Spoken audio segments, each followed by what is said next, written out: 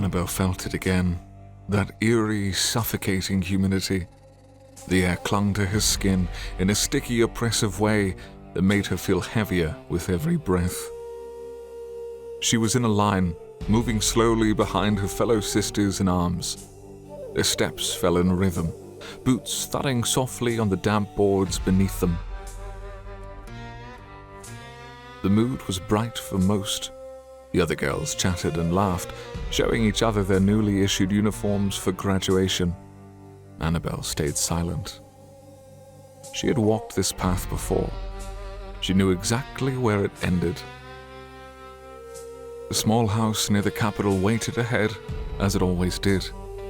She could already picture the narrow room with the wooden basin at its center, the officials sitting in sturdy oak chairs arranged in semicircles like judges.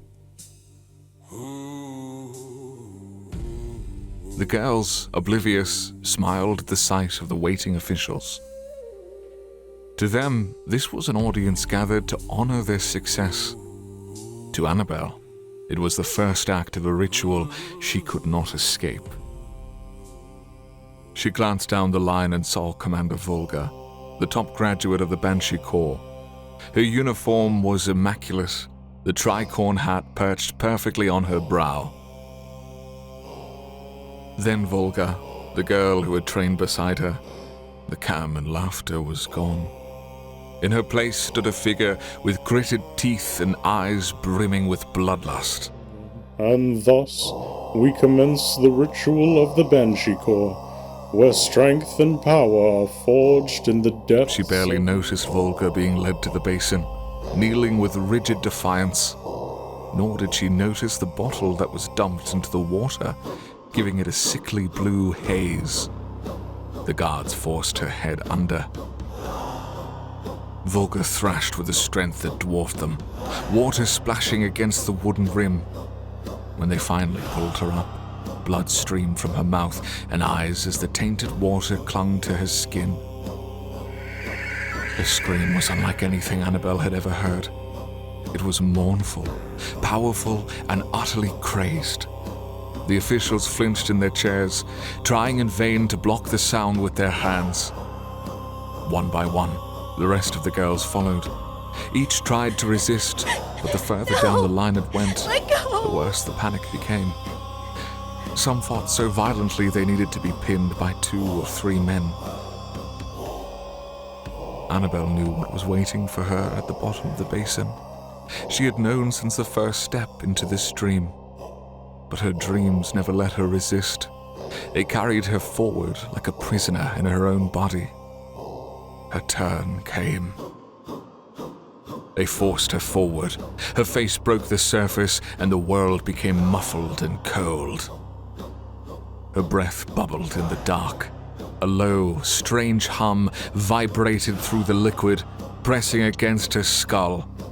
The hum grew louder, turning into a chorus of whispers that seemed to crawl under her skin. Annabel's chest burned as the mixture filled her lungs, begging for air, but she couldn't move. The whispers filled her mind, drowning out all other thoughts. She felt a presence, ancient and malevolent, stirring in the depths of the basin.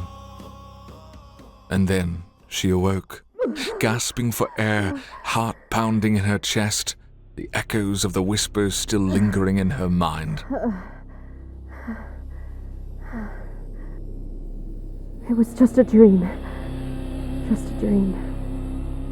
But the memory of the basin lingered, a haunting reminder of the power and the price she had paid to wield it.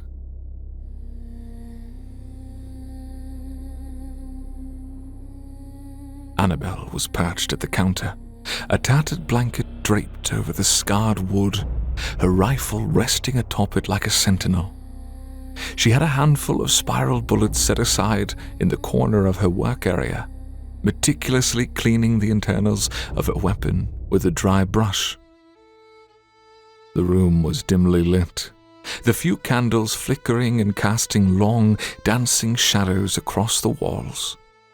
The air was thick with the scent of old wood, wax, and the faint tang of oil from her rifle. The only other sound was the occasional creak of the building settling, as if the very structure was weary from the weight of countless stories and secrets. Any issues? No. A banshee with a malfunctioning weapon is useless. I refuse to be useless. It's my equalizer. It is only a tool. Easy for you to say. Why is it easy for me and not for you? Annabelle's grip on the rifle eased slightly, but her eyes remained hard. You had better training and you didn't have a life in the garden hanging over your head. Rupert's gaze softened, and he looked out the window once more, watching as the sun crept higher, a pale orb in a grey sky. It sounds to me like you had a choice. The Order did not give me such a courtesy. It's why I chose you as my apprentice. I want our Order to survive on the merits of faith, not through conscription and enslavement. You use that rifle well, and that scream. Banshee is a fitting name, but it is concerning. What they did to you was... It had to be done. My voice is ruined, my vision is fractured, but I am now who I am supposed to be, changed forever. You are not alone with troubled pasts. You don't need to silence your demons alone. Annabelle quickly changed the subject, her movements efficient as she closed the rifle and began to wrap her tools in a cloth. The new blood, he seemed feral and sick. Annabelle's gloves left smudges on the counter as she planted her hands firmly on the worn wood.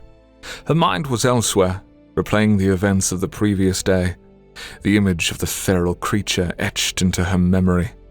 My informed assumption would be that it was a mistake. A sloppy bit of work by one of the younger family members of the Phalaris. To become one of them, you must drink from a true-blooded vampire at the moments before your death. That fellow must have landed a blow and was unlucky enough for some of the blood to drip onto his lips.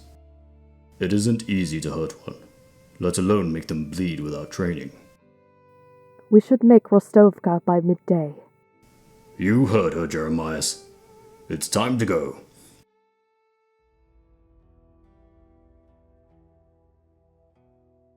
Rupert took one last puff from his pipe, the embers glowing red in the dim light. He then heaved his old bones from the chair and followed her out of the tavern. Jeremias was close behind, his cabinet rattling with more empty bottles than before, a testament to the night's events. Won't be able to tell when it's even midday. Clouds pretty heavy, like a big blanket. And so, with the weight of their pasts and the uncertainties of their journey, they stepped out into the unknown. The snow-crusted trees loomed overhead, their bare branches reaching out like skeletal fingers, casting dappled shadows on the forest floor. The crunch of snow underfoot was the only sound breaking the eerie stillness of the winter woods. Jeremias walked between Annabelle and Rupert, his massive frame moving with a surprising grace, his eyes constantly scanning the surroundings with a childlike wonder.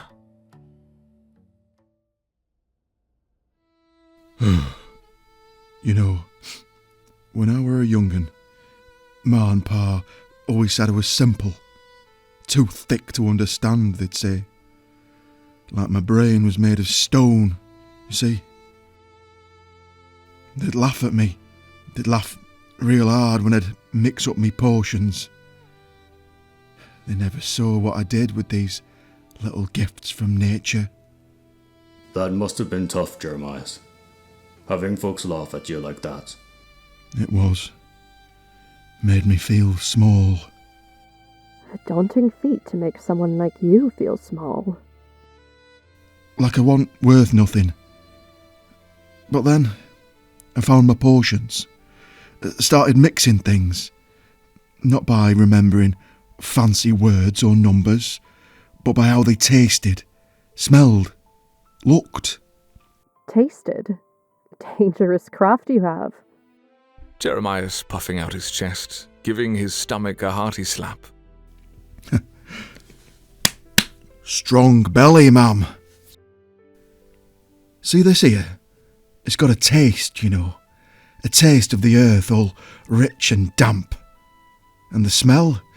It's like the first rain after a long drought. Clean and fresh. A good mix in your tea, and it'll calm the angriest of bellies. That's beautiful, Jeremias.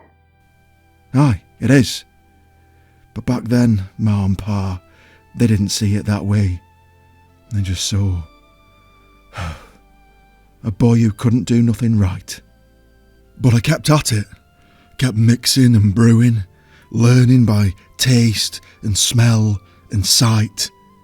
And you know what? I got good at it. Real good. Started making things that worked. Things that helped folk. And that's what matters, Jeremias. You found your strength, your purpose. Aye, that's true. Sometimes, though. Sometimes I still hear their voices. I still feel like that simple boy who couldn't do nothing right. It's like a shadow, you know. Always there. Always reminding me. We all have shadows, Jeremias, but we also have our strengths. And yours? Well, yours is in here, in your heart and your hands. You're more than what they said you were. Maybe so. Maybe I am. Thanks, you two, for listening, for understanding.